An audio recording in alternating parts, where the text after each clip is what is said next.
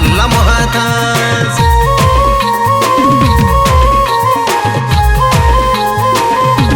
हाँ लाल गुलाबी काल गुलाबी मस्त दिखा था, मुलमुला के हंसना मल्ला मोहताज। अरे यारे यारे मोर सुंदरी लैला, प्यार करबो खुल्लम खुल्ला।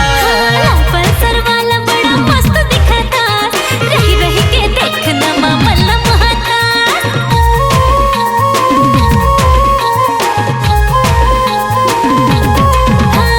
लाल पल्सर वाला बड़ा मस्त दिखा था, रही रही के देखना मल्ला मोहताज। अरे यारे यारे मोर प्रेम रंगीला, प्यार करबो खुल्लम खुल्ला। लाल गुलाबी काल गुलाबी मस्त दिखा था, मुलमुला के हंसना मल्ला मोहताज। पल्सर वाला बड़ा मस्त दिखा था, रही रही के देखना मल्ला मोहताज।